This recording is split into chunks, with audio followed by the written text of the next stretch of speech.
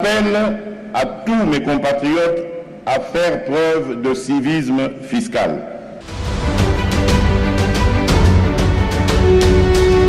Je m'assurerai à mon tour que les revenus fiscaux servent effectivement à répondre aux besoins de notre peuple. Mais comment quitter le secteur informel pour dans le secteur formel? Impôt taxe ou tosengeli ko futa du moment que tozali ko générer mbongo na activité tozali ko sala. Donc ce qui tozali ko sala yango te yango ndo to bengi incivisme fiscal. C'est possible de reconstruire ce pays. Les contribuables s'interrogent.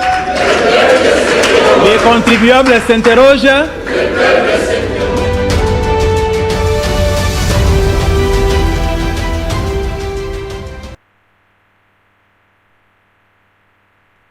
À tous mes compatriotes à faire preuve de civisme fiscal. Et je m'assurerai à mon tour que les revenus fiscaux servent. Je m'assurerai à mon tour que les revenus fiscaux servent à répondre aux besoins de notre peuple. Mesdames et messieurs, encore une fois, très heureux de vous retrouver dans notre magazine de sensibilisation au civisme fiscal. Magazine Abisso ya pédagogie fiscale, les contribuables s'interrogent et bandits. Bisika tukabulaka masolo ya mpako na bato ya malewa ba mama ya ndunda ba poro ba chauffeur bisika to appliquer ka principe ya simplicité de l'impôt to la to rappelaka bino yango awa elobinini. La loi fiscale doit être simple et compréhensible à tous. Cela veut dire que moto ya pusu mama ya malewa fonctionnaire moto ya mimbongo kendeke Dubai esengeli makambo ya mpako to kitisa yango na pete pona moto nyonso a comprendre yango ndezali makambo to rappelaka bino yango awa biso awa politique te football te religion pete biso ka makambo mpako mokumba to zwa yango wana. Comment on paye l'impôt? Pourquoi je dois payer l'impôt? Payer l'impôt oui, mais pourquoi? Et quand est-ce qu'on paye l'impôt? Parce que mpako bazwa ka yango natango nyoso te bisika pe nyoso te ndenge ba contribuable misusu ba bengi biso awa tokozwa ba question na bango euti na province ya Chwapa mpako bazwaka yango bisika nyoso te mpako ezali nesika bazolaka yango. Et combien je dois payer? Payer l'impôt c'est bien, mais combien je dois payer? Mituya ya bampako wana nyoso na magazine na bino oyo nde makambo to mesana ko kabola yango na bino ensemble. Toza na continuité kaka ya thème na biso to bandaki yango depuis 2021. Ni boza komona eza affiché na etandoike na bino sensibilisation au civisme fiscal ezali premier volet ya thème wana ezali campagne oyo mokonzi ya mboka Félix Antoine Tshisekedi alansaki na palais de la nation palais du peuple biso pe ba contribuable tozalaki wana pona ko représenter bino ba voisins na biso ba contribuable. Thème wana ezali sensibilisation au civisme fiscal, le premier volet, et à la gestion responsable des deniers publics. Et là, qui signe. Lorsqu'on parle de la sensibilisation au civisme fiscal, on fait allusion à l'article 65 de notre Constitution et article 174. 65 et l'obinin. Tout Congolais est obligé de payer loyalement ses impôts et taxes. Dans mon coup, ces alliés, on a bêta na Google Romona article on ezali. So ok na 174 komona bake au-delà ya ba Congolais. Balobi moto nyonso avandi na mabele ya mboka na biso ezala étranger ezala mwana ya mboka esengeli o participer na budget ya l'État. Nezali premier volet. Mais il y a deuxième volet pe ezali ya thème ezali la gestion responsable des deniers publics. Nde biso ba contribuer to lobaka yango où vont nos impôts. To ko futa mpako na biso kasi ekendeke parce que biso tozalaka équilibré. Toko tinda bana ya mboka bafuta bampako na bango kasi tozalaka pe ona lokola liso ya population. Kasi avant toko ba na thème na biso ya mokolo lelo toko répondre beaucoup plus na ba question ya ba contribuable parce que bo bengi biso mingi banda année et bandi na profiter pour na souhaiter bino ba meilleur vœu na biso bisika bozali ba meilleur vœu na ba voisins contribuable nyonso ba meilleur vœu na ba membre nyonso ya contribuable oyo baza ko comprendre vision tozali ko sala baza ko soutenir initiative oyo. Ba meilleur vœu na biso na ba partenaire na biso CSM meilleur vœu na direction générale des impôts ezali bato ba fungolela biso ba porte na bango pona ko soutenir magazine oyo ko pesa biso ba information ba enquête meilleur vœu na population congolaise mobimba kasi avant to ko banano makambo to yaki ya mpako ndenge to betaka yango to kota na fond tozwa relation contribuable na ba service ya l'État to répondre pe na ba question na bino to kosenga na régie so ba ko pesa biso spot ya système pona bo comprendre contenu ya thème oyo ndenge na rappeler bino zali spot le kaka kasi to rappeler kaka to souffler muke et puis to ko démarrer magazine na biso ya mokolo lelo régie lingomba ya bobongoli makanisi CCM na boyokani ya ministère ya finance pe ministère ya budget elongo na DGI DGRAD DGDA DGRK pe lisanga ya bakongoli mpako ya bingumba ya mboka na biso babongisi kobanda mokolo mwa 11 septembre 2021 kino 11 mars 2022 kampani ya malendisi pona bufuti mpako pe bokambi malamu ya misolomi ya leta na etando mobimba ya ekolo Congo poto tonga banzela ya kitoko balopitalo ya sika pona bapinga oyo esengeli mai na lotiliki ebonga bobola esila pe pona bolamu na biso nyonso bandeko bafuti mpaku baimboka pe bapaya ndeko tata ndeko mama tosengami biso banso kofuta mpaku kasi bino pe bandeko bakambi boyangela misolomi ya leta na ndenge elongobani tofuta mpaku po totonga mboka na biso biso nde tobongisa Congo. tofuta mpako po totonga mboka na biso biso nde tokobongisa Congo.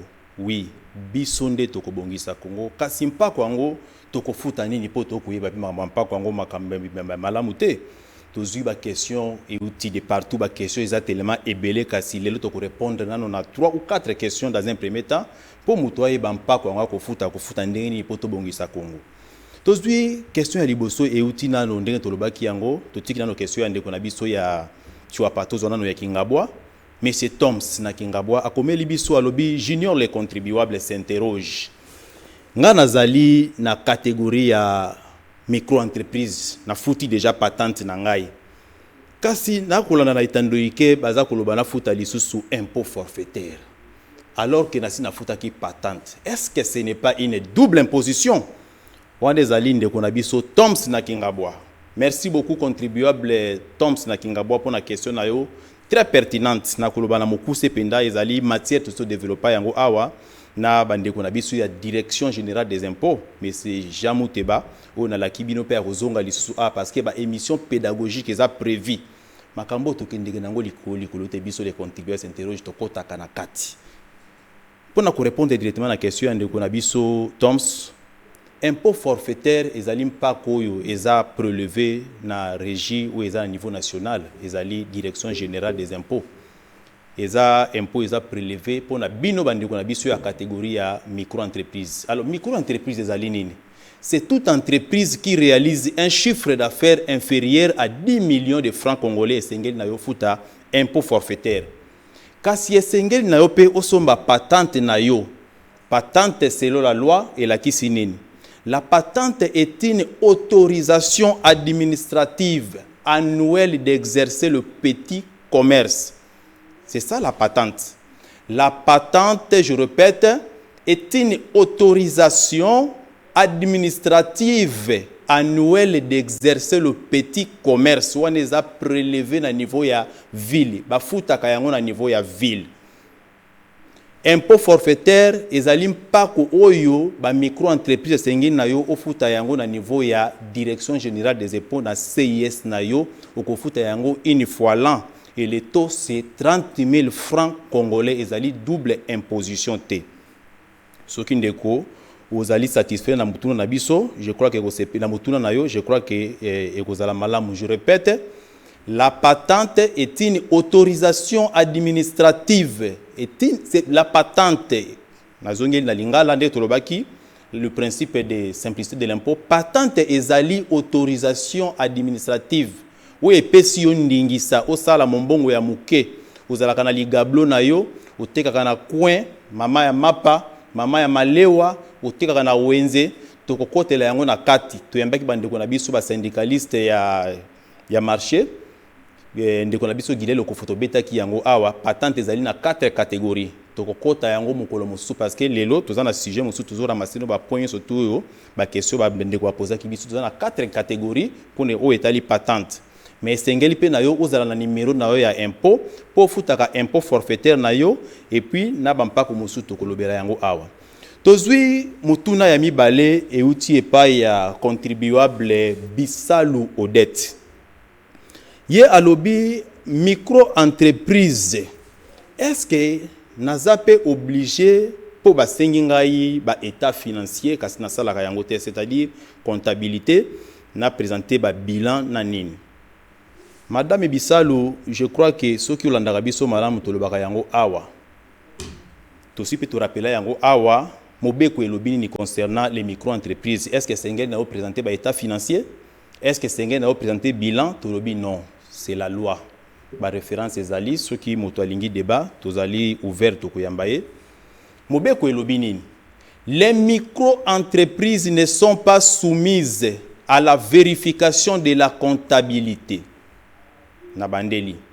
Les micro-entreprises ne sont pas soumises à la vérification de la comptabilité. Les activités des administrations des impôts se limitent au recensement, à la formation, à l'identification et à l'orientation en vue du paiement de l'impôt forfaitaire. Ba micro-entreprise bino boko tenir comptabilité te. Kasi la kisite ko sala mombongo na bulu yeke po ezapi na intérêt na yo moko za na kaye na yo oza ko koma ba entrée ba sortie. Kasi ba état financier yo ko présenter yango te.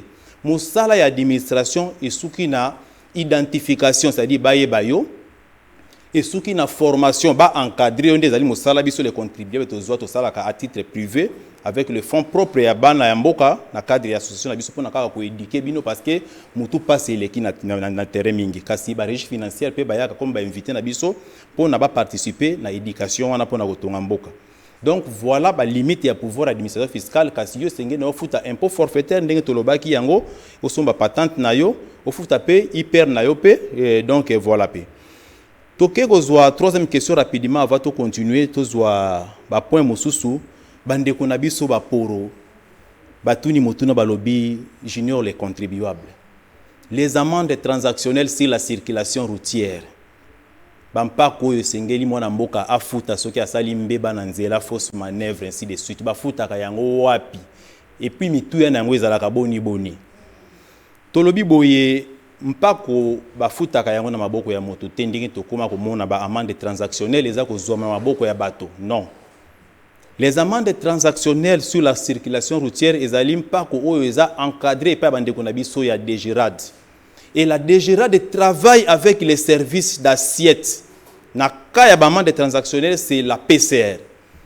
Et na DGRAD tout ça na 4 phases de recettes. To beta yango awana nde konabiso expert contribuable Google.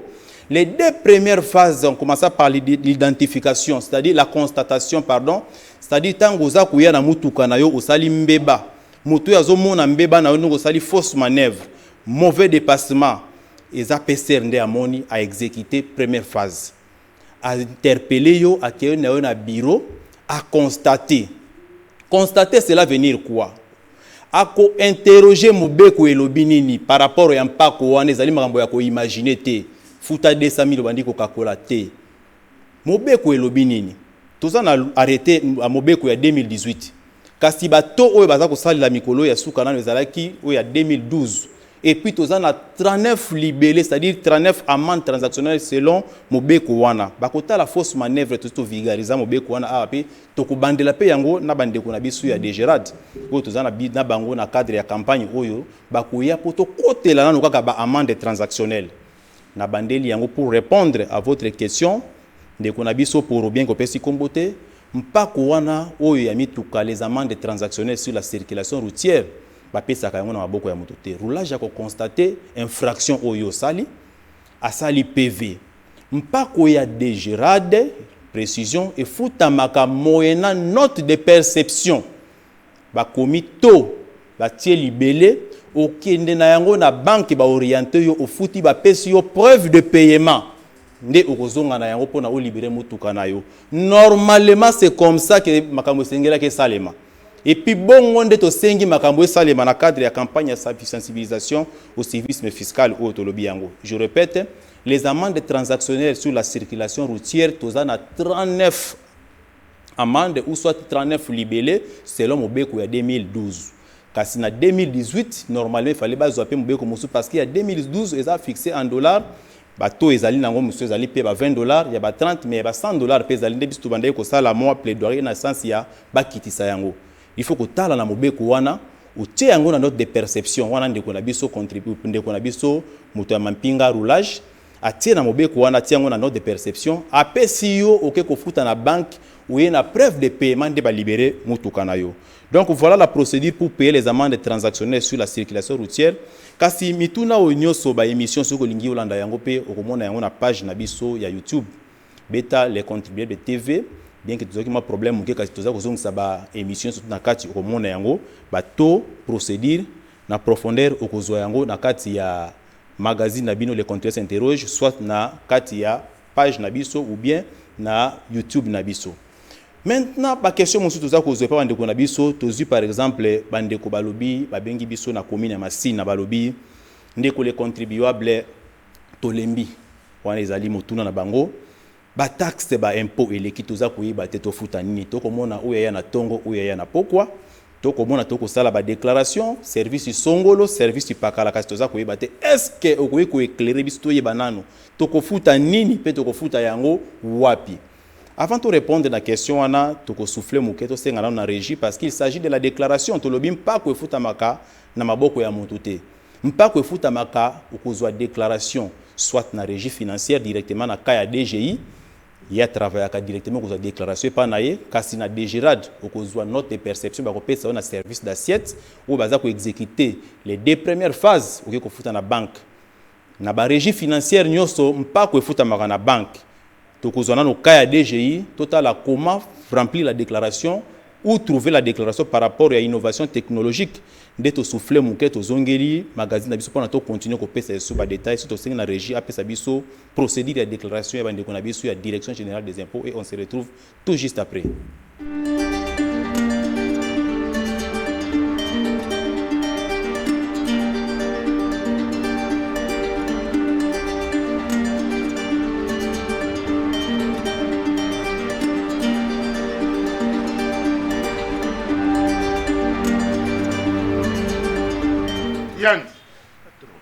Yandi ndenge na yebisaka yo ke nalingaka problème na l'état te.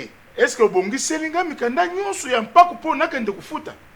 Patron, ezalaki kakawa. Ezalaki kakawa ke wapi buti ezwi makolo po ekenda wapi yandi mosa. Yandi. Soko mikanda wane monanite olungwe. Ulungwe ko? Nana chance. Ukite.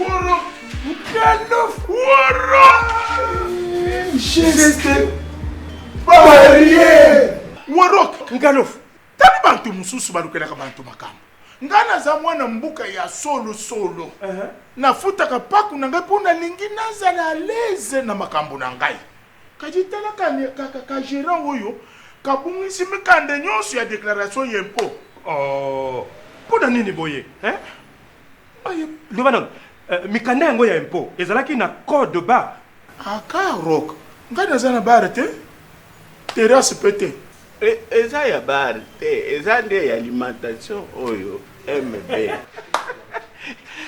eza bar ya mbenda te eza nde code bar lokola mokoloto banda lelo mikanda nyonso ya déclaration ya mpako esengeli ezala na code bar to mikoloto oyo eza na numéro ya série pamba te yango nde lapisi te DGI ayebi yango pe mbongo kofuta ekokoto na kati ya kesi ya l'État eza ya solo yango bongo nani déclaration wana ya impôt oyo eza na mikoloto sokoko dabar mikolo ba code balinyi tokozwa yango wapi na ba terrasse to na ba bar te mpona kuza yango eza pasi te eza na lolenge misato na téléphone na yo to smartphone ou bien ordinateur.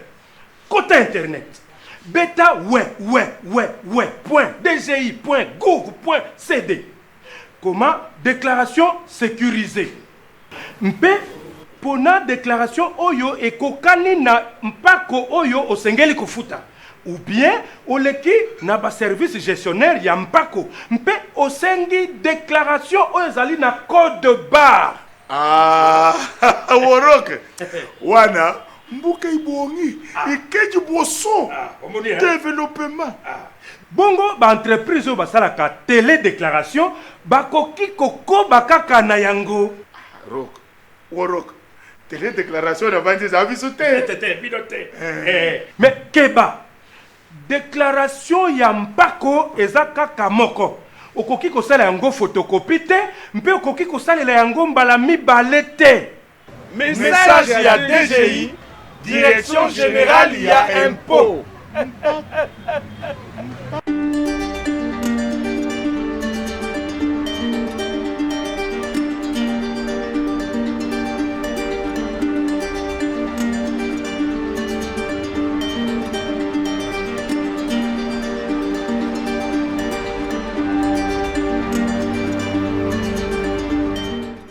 Civisme fiscal ndezali mokumba na biso les contribuables s'interroge tozwa yango wana pona ko memela bino kaka ba information makambo etali mpako. Nos amis volontaires bo s'inquiéter te tozana bino awa ba information renforcement ya capacité même si tu se retrouver na salle te kasi na musika tozwi déjà ba disposition pona ko soutenir makambo yo. Biso to bandaka makambo to tika na nzela te to kendeke nango tina suka soit on gagne soit on gagne. Donc renforcer capacité même à distance si partager kata lisolo kabola ndeko kabola yango na WhatsApp et tout beta masolo tozwa kitanya ko so la makambo na profondeur te kasi awa to ko beta makambo nyonso malembe comment formaliser l'entreprise to ko bandela yango awa relation contribuable à la direction générale des impôts comment trouver la déclaration bomoni yango na bandeko na biso ya DGI déclaration faisait la sécuriser na direction générale des impôts ba futa kampako na déclaration na DGRAD tozana note de perception. Na DGDA document ko exiger ezali bulletin de liquidation. Na DGRK déclaration to kokende na makambo malembe to kotika mutu moko te. Faible parmi biso akozala te. Alors zalaka kaskotier kabola lisolo ko bomba lisolo te na baninga nyonso tout sur terrain. Vous comprenez de quoi il s'agit. To ko banda na direction générale des impôts. Direction générale des impôts bande ko na biso ya catégorie ya ba entreprise ya petite taille ba ko futa nini. Na direction générale des impôts bakofuta IBP retenir yango tozana IBP wana tozana 1% soko zana catégorie ya vente côté kabiloko normal osombaka na lufu ya kanango awa osombaka sur place otekaka ozana 1% okofuta soko zana catégorie ya service ozana salon de coiffure okofuta 2%. Et puis tolobaki yango les entreprises de petite taille ce sont des entreprises dont le chiffre d'affaires est supérieur à 10 millions de francs congolais. To bandela yango et puis to continue ko bandela yango awa. Kasi toke na bandeko na biso ya catégorie ya micro entreprise relation na bango na direction générale des impôts bakozwa nini bakofuta nini. Bandeko na biso ya ba micro entreprise bango bazana impôt forfaitaire ifuta maka une fois l'an 30 000 francs congolais na kokende rapidement kasi to kozongela makambo malembe tozui déjà ba disposition na niveau na biso pona ko outiller bino lisusu. Kozala na bino moto moninga ko saboninga te poza likambo ya kabola lisolo eza mokumba tozui yango ko servir pays contribution na biso yango yo participation na biso yango yo apport na biso yango yo kabola lisolo na bandako bisika nso bokota na ba salon de coiffure partout zala scotier surtout kabola pe message na WhatsApp na ba groupe WhatsApp. Impôt forfaitaire ça concerne les micro entreprises. Impôt forfaitaire ba futa yango une fois l'an 30 000 francs congolais c'est ça le taux. Tolobeli likambo ya patente à part impôt forfaitaire à cause de patente na ville mais tout ça dans le niveau à DGI ndiango to rappeler yango kasi ba catégorie nyonso wana que ça soit micro que ça soit bazape na hyper ou ba kofuta ya forfait ezalaka ba forfait na ba CIS ba centre des impôts synthétiques na ville oyo minimum ezalaka ba 30 000 francs congolais à forfait hyper ba futa yango chaque les 15 wana eza relation contribuable na direction générale des impôts. kasi toza pe na relation contribuable na DGRAD parce que bato bakotuna bino mituna batuna ka peso mituna tozwi ba question mingi awa tokoyeba bampako yango te oyo azwi na tongo oyo na pokwa tokofuta nini. Alors biso tozwi résolution makambo oyo il faut koma clair. DGRAD ayaka directement epai ya bavoisin na biso bacontribuable te na bandeli yango parce que na lobaki yango déjà awa la DGRAD travaille avec les services d'assiette tokoyamba bandeko na biso ya DGRAD awa bakolimbolela biso lisusu parce que même avec la direction générale des impôts dans la Kibino déjà numéro spécial les a déjà prévu avec M. Jean Mouteba. Lui je l'appelle papa. Je l'appelle aussi coach. Yazala disponible à tout moment. Discussion fiscale, débat fiscal na Jean Mouteba na koutier na bureau à Katak. Désert to bandi jusqu'à ce qu'on à continuer musala. C'est vraiment un papa très ouvert. A promettre kibiso to kuya kubande la régime fiscal ya ba PME ou soit le système fiscal congolais de manière générale awa to kokende na yango malembe ekozala ba épisode ekozala ba saison malembe tito épuiser matière nyoso tout ozala ki na DGRAD to lobby DGRAD à travers kana ba service d'assiette. C'est-à-dire quoi? Okomona ndenge to lobby na ba mandat transactionnel oza ko traiter directement na roulage na PCR. Mais normalement, il faut note de perception, il y a des DGRAD et il y a pour foutre en pas wana. Les deux premières phases, ils ont exécuté à niveau il y a service d'assiette, mais les deux où il y a souka, ils ont à niveau il y a des DGRAD. En tout cas, si DGRAD à part PCR, pour na boutique qui beaucoup par exemple bateau économie bayaka, bakotu na yo par exemple la qui sabiso ce qui au présentant qui structure des prix na yo. Structure des prix exemple pas côté katize le ko ba présenter kayango trimestriellement. Pour na mbulamatali selon loi organique il y a 2018 à vérifier moi na mboka ndingo za ko importer biloko soit ndingo zoteka biloko awa est-ce que oza ko respecter marge bénéficiaire parce que toza na mboka te toza na anarchie s'il vous plaît au moment qui débat où eza contre ba opérateur économique pour na mambetali ba produits surgelés débat eza autour ya loi owana loi organique numéro 018 bar 020 du 9 juillet 2018 relative à la liberté des prix et de la concurrence. Na mobeko wana okokuta makambo ebele ba conseil eza na kati ebele komona par exemple contribuable na boutique na yo au sie marchandise na yo au exposer yango kasi ou afficher ba prix te eza infraction. Concurrence déloyale. Oza ko kitisa prix pendant que eloko wana selon marge bénéficiaire. Il faut être comme un exemple, 10 000 francs. Il y a 8 000 francs. Il y a une fraction selon Mobeko wana. De la même manière, au lieu de a 10 000 francs, il y a au Matissi, 12 500. Agent ministère de l'économie, la police, le commerce, ceux qui vont continuer à misala na yo, bako sanctionner. Ce sont des conseils auto pesa kana bandi kona biso ba contribuable et puis auto sengi pe yonde konangai volontaire kabola lisolo bistika boza koleka. Makambo par exemple la rétention de stock. Au monique no biloko pour créer arrêter na marché au kangilo esili. Pour na bato ba luka comme ça au bandi ko bimisaka ndambo pour eloko bandi teka maka 10 000 aux Hollandais bandi ko matsa 12 000 20 000 c'est une infraction au regard ya loi wana. Nde banto bandi ko na biso ya ministère économie ba ya ko vérifier structure des prix pour na ba raison wana. Tout ça pe na statistique de vente na niveau ya ministère économie nationale bazaka na besoin ba tendance économique otambola ndenge nini ndeza ba document ba ya ko tuna biso ba voisin ba contribuable ba ya ko vérifier tokozongela makambo yo malembe toza na temps na biso tokubanda okena yango secteur par secteur service par service toza na introduction kasi toza pe na relation contribuable na ministère ya commerce extérieur okomona mutu économie tango yaki mutu ya DGA ye kasi mutu ya commerce extérieur ye mutu alobi me eleki ekomi trakaseri to betela ke bino lisolo bitumbe bimaki na asanef contribuable moko DGA lekaki contrôle pardon ministère économie aleki mais quand tango ministère ya commerce extérieur aleki bino ekomi trakaseri batuni a présenter numéro ce ka futaki taxe import ou export parce que ayaka na biloko na biloko c'est utaka na Europe il na yoka eloko wana te alobi non a séquestrer ba agent l'état c'est un mauvais comportement toza ko condamner il faut oyiba que ceux qui oza ko importer biloko na Dubaï oza ko importer biloko na Brazzaville toute importation il faut yo ofuta numéro ozala na osomba document wana ofuta mpaka wana numéro import et export ofuta maka une fois l'an Voilà la relation contribuable na ministère ya commerce extérieur. Kasi esili te tolobi makambo ya mpako eza tellement molai kasi sengeli na yo oyeba.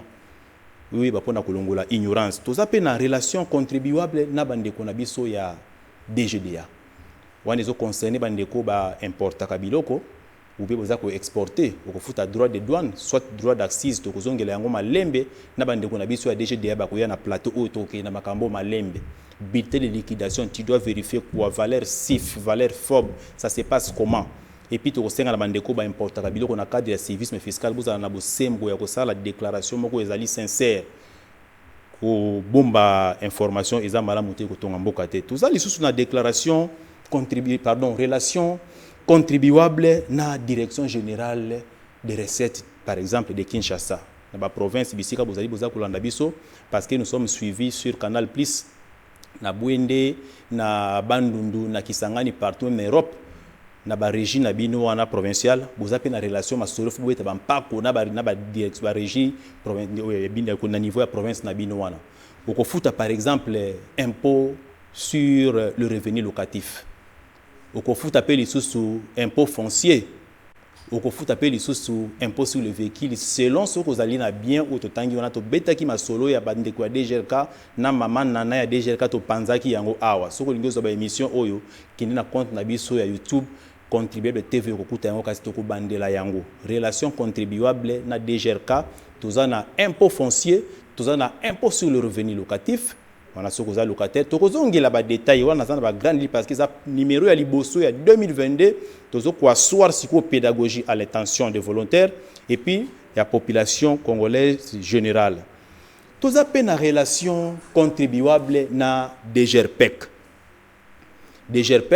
ezali régie o esoki pakaka na publicité soko za na panneau na yo osala ka publicité o commande liboso ya boutique na yo ba ko futisa yo taxe sur la publicité futamaka une fois l'an.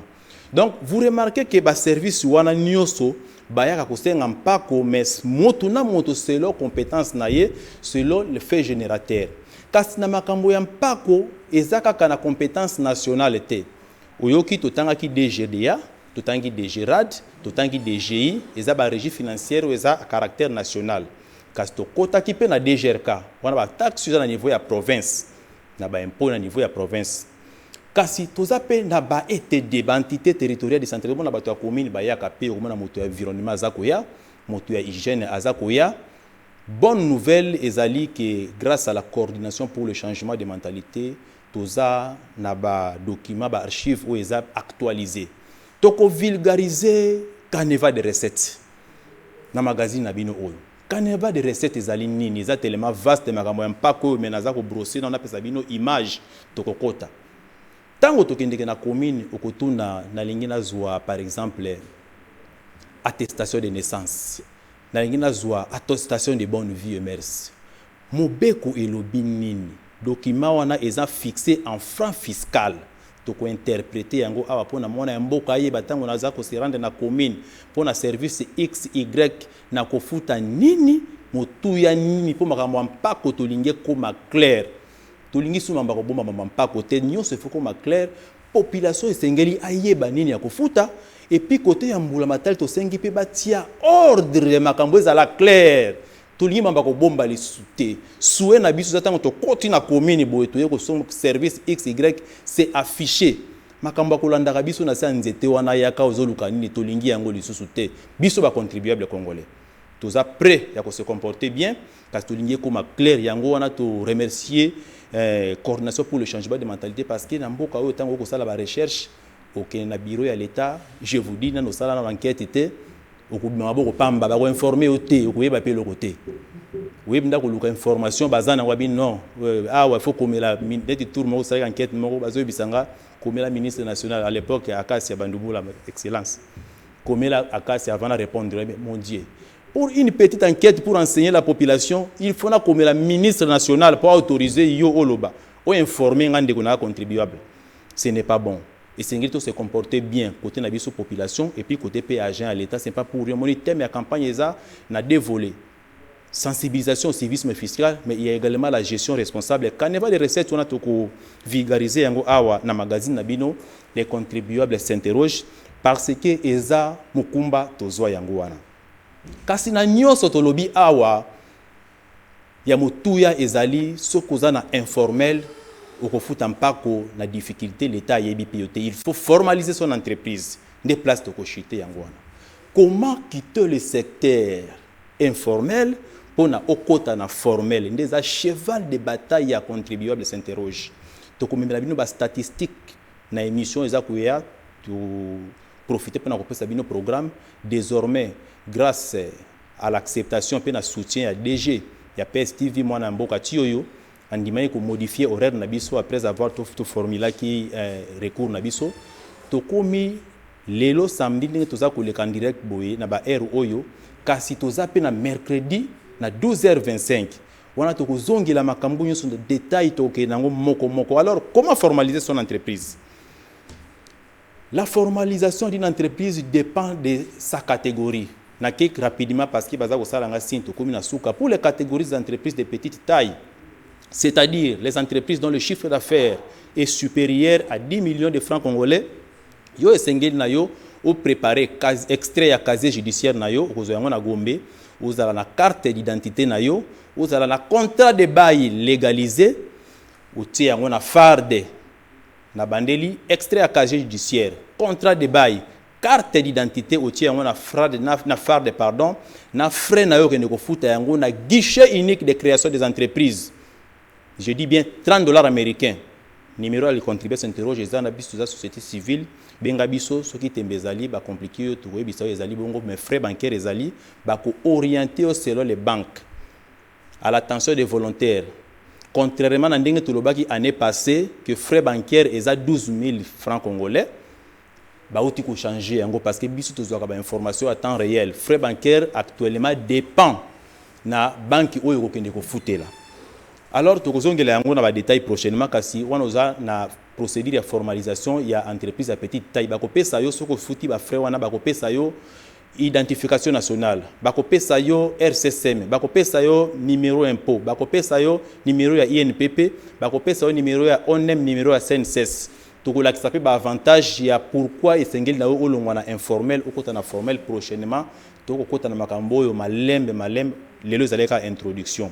Kasi tout ça na bandeko na biso ya micro entreprise de lobby a yo sengelo za na patente na yo et puis uzala na micro uzala na ofuta impôt forfaitaire na yo wana uza en ordre na mbula matali to komi na suka ya magazine na biso ya sensibilisation au civisme fiscal to zui rendez-vous na bandeko na biso nyonso ba volontaire bisika to bando kabula lisolo ya mpako ya ngoyo kata message kabula lisolo na niveau ba groupe WhatsApp kubomba lisolo te bisto pesi ya ofele yo pe kabula ya ofele ba préoccupation nyos to répondre yango a malembe moko je vous annonce déjà que tous rendez-vous na monsieur Jean Mouteba de la direction générale des impôts ou azamo konzimo na DG na service ya communication ye azonga kasimate ye ata na 0h débat fiscal akimagate biso pe makambo biso betaka yango na niveau ya magazine na biso parce que biso a politique te le tolobaka yango football te religion pété biso ka makambo ya mpako tout cela qui ne sengwa okabolo na bino mokolo ya lelo masolo ya mpako to rapelaki to répondaki na ba question na bino nyoso to répondre na ba question ya bandeko kingabo bandeko ya province boza kolanda biso partout to pesi merci mingi na régie oyo ba facilitaki émission oyo ya kitoko na ba conditions ya bien to pesi merci mingi na ba ndeko nyoso ba contribuable ba membre nyoso contribuer bisika tozali moral ezala likolo détermination ezala likolo makambo na kola boko comprendre ezala kisi nini moral ezala likolo to travailler to sala mosala biso principe ezalaka soit on gagne pour preuve totalaka nano misolote boyebi yango 2 ans de sensibilisation civisme fiscal na PSTV na Congo Web avec les fonds propres grâce à vos cotisations je vous félicite et acclamez-vous là où vous êtes dans vos maisons pour avoir soutenu cette initiative. Tango mesana déjà ko dépenser pour na ko sensibiliser au sala yango peu importe les conditions. Merci beaucoup d'être kutani mbala sima avec le même plaisir. Les contribuables s'interrogent, le peuple s'interroge. À la prochaine. J'en appelle à tous mes compatriotes à faire preuve de civisme fiscal.